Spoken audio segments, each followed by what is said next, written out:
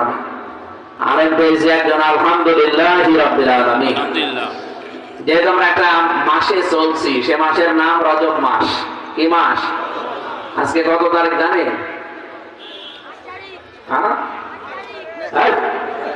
19 তারিখ। 18 তারিখ আজকে, কালকে শুক্রবার 19 তারিখ। এই যে 18টা দিন দেখতে দেখতে চলে গেল। নবীজি এই মাস যখনই পেতেন তিনি দোয়া করতেন, আল্লাহুম্মা বারিক লানা ফি রজব ওয়া শাবান ওয়া বাল্লিগনা রমাদান। এই দোয়া তো আমরাও ছোটবেলা থেকে পড়ি। কি আছে দোয়ার ভেতরে আপনি একটা বারের জন্য খেয়াল করে পড়িছেন? আমার এখন মাঝে মাঝে মনে হয় এই দোয়াটা যদি বাংলাদেশের মানুষ এখন বুঝে পড়ে, তাহলে এই দেশে যে রাজনৈতিক মারামারি, হানাহানি, কলহ, এটা বন্ধ হয়ে যাবে। রজব মাস আসলেই বলা লাগে আল্লাহুম্মা, হে আল্লাহ, বারিক লানা। বহু বছর এটা জমা মুতাকাল্লিম, বারিক লি বলা হয়নি, বারিক লানা। হে আল্লাহ, তুমি আমাদের সবাইকে বরকত দাও। ফি রজব ওয়া শাবান, রজব আর শাবান এই দুই মাসের। বাল্লিগনা, এটাও বাল্লিগ লি বলা হয়নি, বাল্লিগনা রমাদান, আমাদের রমজান পর্যন্ত সবাইকে পৌঁছিয়ে দাও। আমিন। নবীজির যেহেতু মুখের দোয়া এটা, আপনারা অনেকে পড়েছেন, এতে পড়ার ভেতরে কি নবীজি দিতে চেয়েছেন ওইটা আমরা নিতে পারি নাই।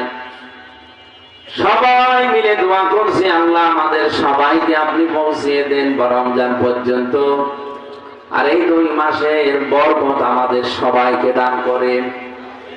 নবীজি শুধু নিজের জন্য দোয়া করেননি, সবাইকে নিয়ে।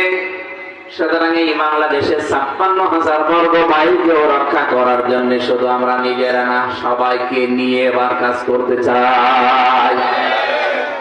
আমার কথার অর্থ বোঝেন আপনারা?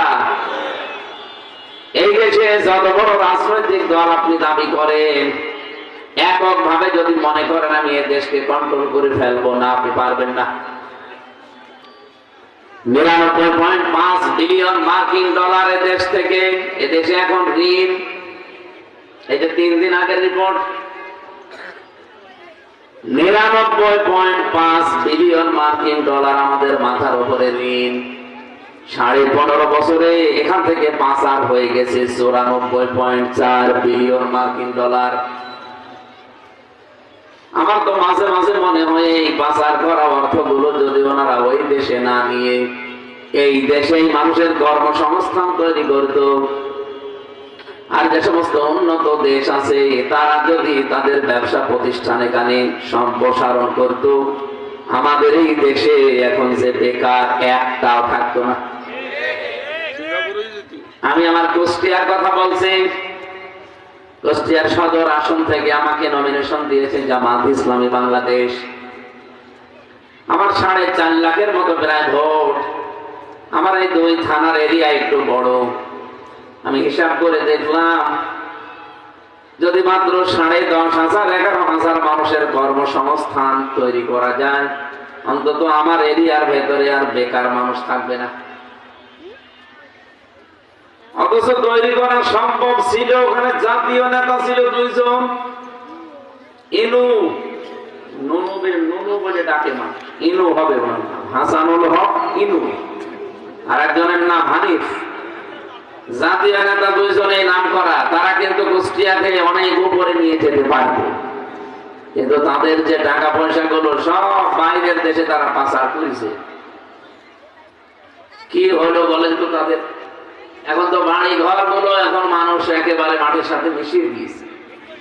মাঝে মাঝে তাদের বাড়ির সামনে দিয়ে যায়, আর চিন্তা করি আল্লাহ, এই মানুষগুলো টাকা পয়সা পাচার না করে যদি এই কুষ্টিয়ার বুকে হাজার হাজার মানুষের কর্মসংস্থান তৈরি করে দিত, ওদেরকে অন্তত এখন আর পালানো লাগতো না।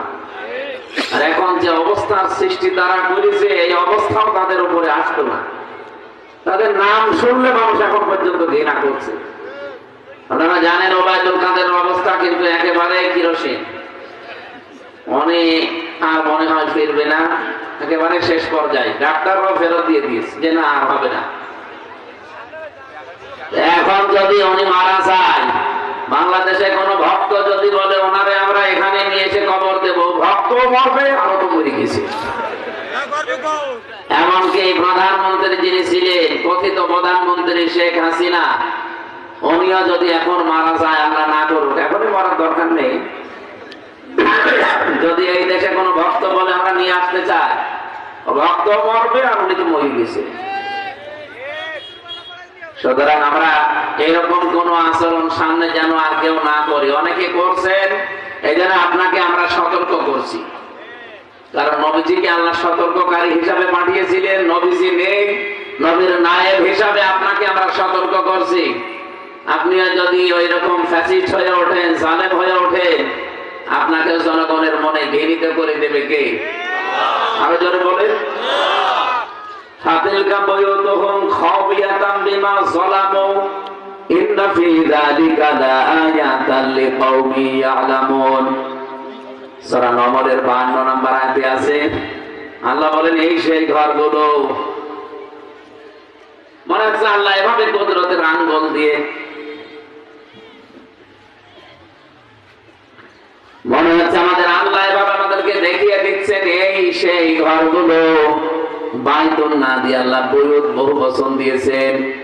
খাওফিয়াতাম বিমা যালামু, এগুলো জনশূন্য হয়ে পড়ে আছে আজ, মানব শূন্য, কেউ আর এখানে থাকে না।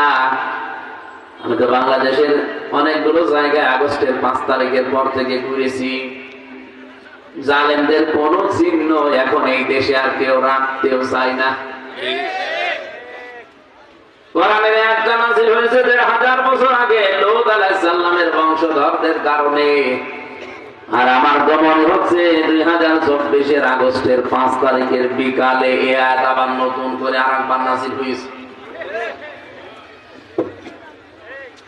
হয়তো ফজলুর রহমান আছে না, ফজু পাগলা বলার দরকার নেই, ফজু পর্যন্ত থাক।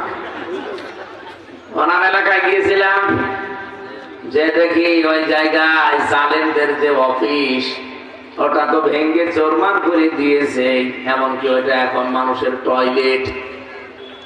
অনেকে পোশাক করতেছে, মনের শোকে পোশাক করে আসতেছে, মনে হচ্ছে ওখানে গেলে আরাম পায়। আল্লাহ পাক বলেন কেন এমন অবস্থা করলাম জানো? খাওফিয়াতাম বিমা যালামু, এই জালেমদের কারণে, কারণ এখানে জুলুম হতো, জুলুমের দুর্বিসন্ধি হতো। আজও পৃথিবীতে অনেক জায়গা আছে যেখানে জুলুম হচ্ছে এবং জুলুমের দুর্বিসন্ধি হচ্ছে, আমি নাম নিলাম না তাই। আল্লাহ পাক বলেন ইন্না ফি যালিকা লাআয়াতাল লিকাওমি